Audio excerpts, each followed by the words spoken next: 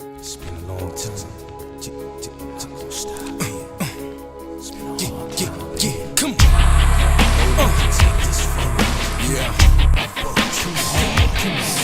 Hey, yo, it's my life, my time, my rights, my rhymes, my grind, my struggle, hustle, sweat in my blood too. I'm letting the smell fear. I smell a lot.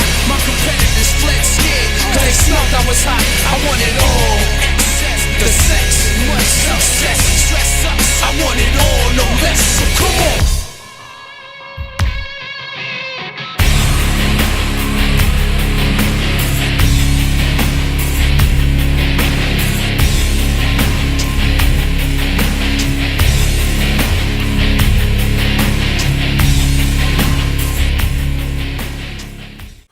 What up? It's your boy T-Bear here in reaction. Today's Wrestling Wednesday or Wrestling Reaction. Depends on what day I get this out. And we are more with some walk culture and stuff you don't remember. Now, I got finished doing 10 Attitude Era wrestlers you do not remember. Now we're going to check out 10 Ruthless Aggression Era superstar you do not remember. As well as the Attitude Era, the Ruthless Aggression Era was just as iconic as well too, being the forefront for the well-known Big Four, the Fab Four or Big Four, whatever you want to call it, out of OVW, which is Cena, Brock Lesnar, Orton, and Batista, with a good amount of 6 men out there, including Shelton Benjamin and Beth Phoenix. Either way, still one of the most iconic ones as well too. Was as part also the first to do the brand split, in which the brand split was done correctly and right as well. And as well too, but they also had some members that wrestlers, because of brand split, you have wrestlers that within even down to the mid to low card was well known. The cruiserweight was at all-time high, but they may be still wrestlers, some wrestlers you may not remember. So without further ado, we want to take a 10 Ruthless Aggression WWE superstars you don't remember. Let's get it. The Ruthless Aggression era is so weird because depending when you started watching wrestling, it totally changes your feelings. In fact, if you're an Attitude Era person, you do not like it. Whereas if you did start in the early 2000s, it is the best thing ever. That's Either why way, I there are a say bunch of those two is the argument. There's an argument between them two being the best era of wrestling as well too. I feel both as well too in their own way. They both have their cons, their pros and cons. I will say that. And I did just about much of the Attitude Era, but I did majority of the Ruthless Aggression era. I will say, but this time I took a break for it because it was during my college time as well. So yeah. Other than that, let's keep going. characters who have vanished from existence, and it's time to give them their due. I am Simon Miller. Let's go. For 10, Casey James. Yep. So Casey James wasn't nobody. He trained alongside CM Punk and Adam Pearce. He was part of the class. He too made it to OVW before being called up in August 2006, where he teamed with Idol Stevens, who would go on to become Damien Sandow. You're He welcome. had Michelle McCool as their manager. I think this was more a vehicle for Michelle, though, who got injured in 2007, because after that, this tag team went totally missing. WWE even moved him back to OVW, which is never great. And his next role was an enhancement talent on WWE's version of ECW. Now look, that is still a cool James role Curtis, to that's have when him? you think about Oh, wow. it, but I don't think it's what James expected, considering what he'd already done. Yeah, soon after that, he got released. I do have to say, I feel like if we had been a decade prior, KC would have done great in WCW. Just look at the guy. Number 7, Marcus Corvon. So this one is actually huge. Marty Brown. Marcus Corvon was TNA's Monty Brown, and listen to me. In TNA, that guy was crazy over. He made the Pounce famous, and maybe nobody has done it better since, and in 2006, WWE came a-calling. This was not a surprise. He had earned it. He was also thrown into ECW as part of the New Breed faction, and this was the first mistake. Corvon was still great, but he was put in a bad spot. Vince McMahon didn't care about that promotion, so he never saw the power that was just waiting to be elevated. Come June 2007, Marcus took some time off for personal reasons. This is ego, pretty much. Vince ego. That whole ECWWE was pretty much Vince ego getting in the way of reviving something that could have been great, but Vince ego ruined it. That's all I'm gonna say. And clearly, to the point that folks are saying the best thing out of ECWWE is Vince McMahon as Do-Rag Vince. Yeah, Vince ego killed. Was all over the ECW on Sci-Fi. These were quite serious. Soon after, he retired from wrestling altogether. Number 8, the Dicks. Yep. Here we go. Yep. That's it. There's been times I didn't watch the wrestling fully, and this was definitely one of the times. I made kind of slightly remember them, but not as much. Well, it's the bad times. Because Todd and Chad Dick debuted on SmackDown in 2005, they were basically Chippendales. Yup. This is what was going to turn the business around. They were also drowning in baby oil and were called the Dicks. That wasn't meant to be deep either. WWE just wanted to name a team after some penises. Even Vince McMahon lost interest in this after a short while because they did get released, and their total time on the main roster lasted 4 months. Not sure why we decided to do this, especially because adult themes aside, this was straight out of the mid-90s. Their whole role was mostly to be scared of the boogeyman too. I wonder nobody remembers this. Number 7, the Heartthrobs. I actually remember them. Speaking of the Dicks, this was basically the same damn thing. The major difference with Antonio and Romeo was they had a manager known as the Pocket Rocket. Oh, God. Oh, how I wish I was making this up. We have talked too much about groinal regions. Man, I remember hearing about the Heartthrobs, but man, I not fully remember that because what the fuck? I don't remember this midget. No, sorry. This little person being called the Pocket Rocket. Lord. They debuted in April 2005, so just before the Dicks, and then they got released on the same day. The WWE just went through their roster and... So, they showing the Heartthrobs and the Dicks. You know, we might go into them seeing later on. That was part of this whole little thing going on. We might. It was a lady tag team. At least anything that was kinky. It's why tag team wrestling was just an afterthought during the Ruthless Aggression era, as there just was no plan. We threw things at the wall. We just waited to see what was going to happen. The Heartthrobs mostly... No, not exactly. Not exactly, because, you know, there was a great one with the Hurricane and Rosie. You had the La Resistance, and of course, what's his name? Kendrick in London, of course. Then you have the Deuce and Domino, a good amount. And some other ones too. I mean, it was not as great, but it was pretty good. It was a pretty good run.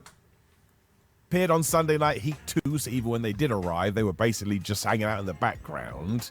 With all of that training, and then you get this. Sheesh. Number 6, Colin Delaney. So here's a fun fact for you, my friends. I was part of the Last Match Wrestling Rock Tour across the east side of the USA in 2024.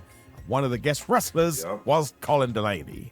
He's a very nice guy. He was brought in late 2007 for WWE's ECW brand. His biggest issue was he didn't look like a Vince McMahon wrestler. His ass beat by the Hall of Colin Fame. tried everything as he even turned heel, but again, because he couldn't bench press a car, in August 2008, Delaney was let go. No lie, they were doing a little too much with the whole everybody turning heel to join Mark Henry, or anybody going against Mark Henry doing his Hall of Fame, his initial Hall of Fame run, because that's where the initial Hall of Fame was started in ECW, and the first one was what was it, Tony Atlas as well, and then because then Tom G was defending Colin Delaney from Mark Henry, and then he turned heel on him. It was ridiculous. It was getting ridiculous. Not sure he ever even got a proper chance. It was just a name in the mist. It is cool that he's still going, though, because it goes to show, if you do indeed want to be a wrestler, there is a life outside of WWE. Right. Number 5, Luther Reigns, the older brother of Roman. I knew you was, were of do course, that. a lie. It does connect to our last entry, however, because this was the total opposite. Given that Luther Reigns was huge, he got a job. He ticked that box. Look at this photograph, though. That is indeed Reigns slamming Eddie Guerrero on a 2004 SmackDown. And don't pretend you remember this. Guerrero was a major star by this point, so Luther was being used, sort of. He also debuted at the time as Kurt Angle's assistant because he was the GM, so he did have a platform. There, though, we just didn't do much of anything. But that said, come 2005, he did face The Undertaker at the No Way Out pay-per-view. I honestly don't remember that. I went and watched the match too. I felt like I'd been tricked. Bruce Pritchard on his podcast talked about Reigns and admitted they were desperate for him to click because of his look.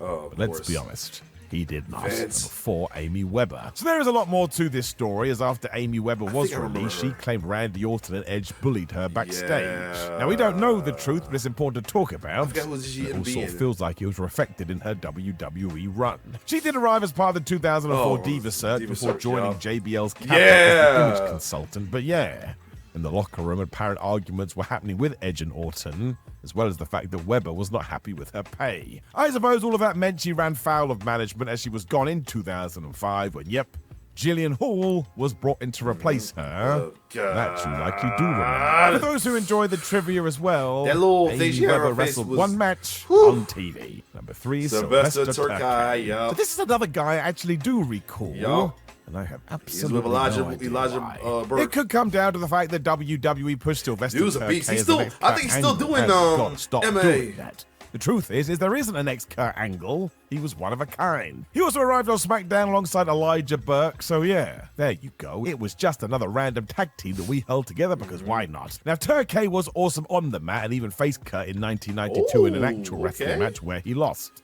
But that's fine. Angle won a gold medal with a broken frickin' neck. Yep. You can't just expect to be good at sports entertainment, though. And old Sly never really figured it out. It looked worrying early on as he was moved from the Blue Brand to ECW. And while he did win a lot of matches in early 2007, he found himself on the chopping block.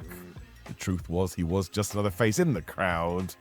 Boy, how did we have enough of those. Number 2, Rebecca DiPietro. WWE hired Rebecca DiPietro as she was an ex-Playboy model. They thought she could go from backstage interviewer to an in-ring performer. That was the deal. It was pretty obvious straight away too, because even though she was eliminated from the 2006 Diva search, WWE still hired her and sent her to Deep South Wrestling to start learning the ropes. As the company wanted to keep her on TV, she was moved to ECW as a behind-the-scenes presenter. I can't just put the name to the face, but maybe I could, but not as much. Brings us to Cyber Sunday 2006. Rebecca was used as an outside enforcer during the Lumberjill match between Mickie James and Lita, and then nothing. The thing is, it was Pietro who asked for her release in 2007, so take that for what it's worth. Maybe she knew something we didn't. Number 1, Sakota. Well, at least he had an awesome name. Brian Sakota was seen on WWE TV at first as a judge when Triple H and Scott Steiner had that bodybuilding pose down. Which has to be one of the oddest wrestling debuts ever. He was then sent to developmental before arriving on SmackDown alongside Jimmy Wang Yang, who at the time was called Akio. They were also the henchmen for Tajiri. This went nowhere as Ryan was released in 2004, but he wasn't happy. He sued the WWE, saying they had medical records in relation to his brain health, which was subsequently ignored. And that is serious stuff. The court dismissed it as there was no evidence, and the sad news is Sakado passed away in 2021 at just 48 years old. That is way too young. Obviously, Wang Yang would become Wang Yang, and Tajiri is still busy today. I mean, all of this was such a strange time for WWE. They really didn't know what to do post the Attitude Era. I mean, at least they figured it out today. Know of any other forgotten favorites? The one I thought they were going to have one here was Hot Lesbian Action with lesbians. That's what I said. They was part of that whole thing with they had the dicks, the heartthrobs, and the lesbians. Yeah. Other than that, though, good little list right here for sure. Though is that they had some I do remember, and some I totally not know. I heard about the dicks, but I didn't know about them fully. Heard about the third drop drugs, but then I think it's around the time I really wasn't watching as much heavy, or at least wherever they branded it was on heavy. I think I was watching ECW faithfully, and I did not remember the Rebecca chick. Other than that, though, good picks as well. If you like my reaction, like, share, subscribe to my YouTube channel. It's your boy T-Bear signing off. One love.